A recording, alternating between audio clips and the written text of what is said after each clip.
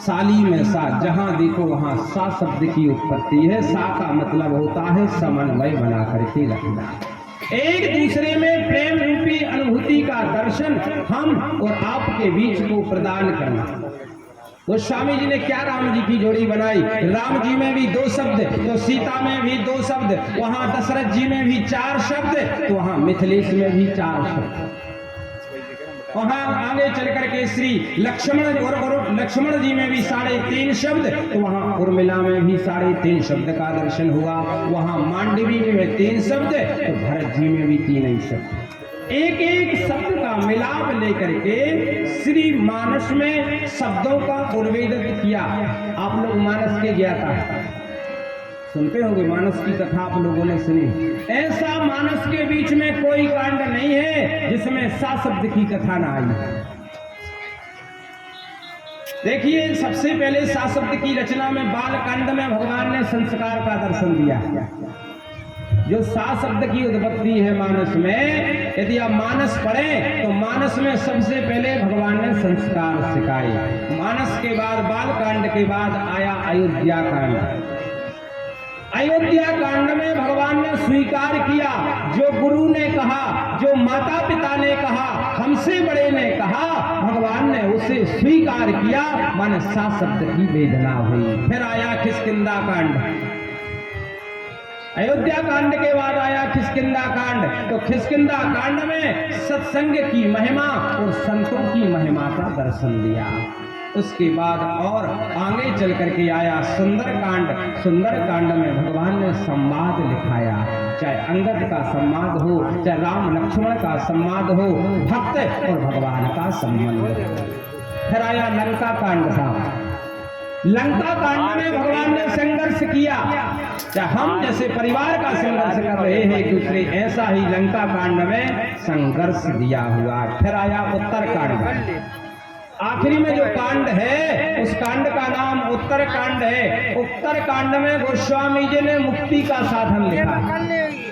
मुक्ति कैसे मिलेगी, मुक्ति का साधन उत्तर कांड में भगवान ने दर्शन दिया। तो कहने का तात्पर्य है, साकी रचना से संसार भगवान का विवाह बड़े आनंद और उल्लास के साथ हुआ। सुखदेव भगवान कहते हैं, आगे चल करके भगवान का दूसरा विवाह जामवंती के साथ में भी हुआ, और तीसरा विवाह सत्यजित की बेटी सत्यभामा के साथ में भी हुआ। सूर्य की पुत्री कालिंदी के साथ में भी भगवान का विवाह हुआ। मित्र अरविंद दोनों मित्र अरविंद दोनों भाई थे, इसकी बहन मित्रविंदा थी, उसके साथ भी भगवान का विवाह हुआ। नग्नजिति की पुत्री सत्या के साथ में भी भगवान का विवाह हुआ। आगे चल करके भद्रा के साथ में भी भगवान का विवाह हुआ, और लक्ष्मणा के साथ में भी भगवान का विवाह हुआ। ऐसे 16,108 भौमासुर नाम के राजा थे, उसकी भी प्रतिज्ञा थी कि हम 20,000 एक साथ कर लेंगे, तब भगवान की कथा एक साथ विवाह के दर्शन को प्रदान करेंगे। सूर्य जी भगवान कहते हैं 16,100 ही हो पाए।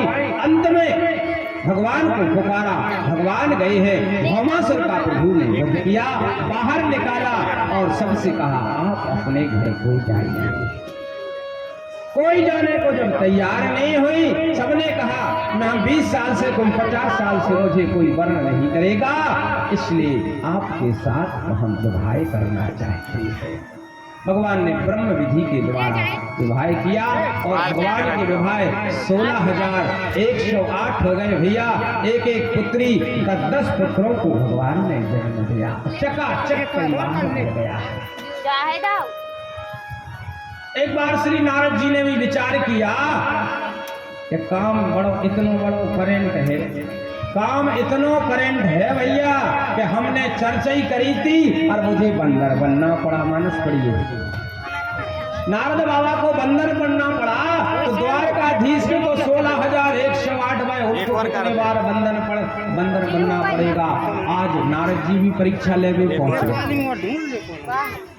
और जैसे ही नारद जी परीक्षा लेने के लिए पहुंचे और परीक्षा के लिए गए, तो भगवान किसी कक्ष में चौपर खेल रहे हैं, किसी में गीता का उपदेश दे रहे हैं, किसी में मानस का उपदेश दे रहे हैं।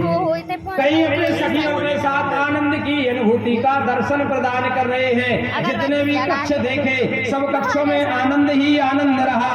भगवान नारद बाबा तो घबरा गए और बाहर जैसे ही निकले भगवान खांस के बाहर निकल आए।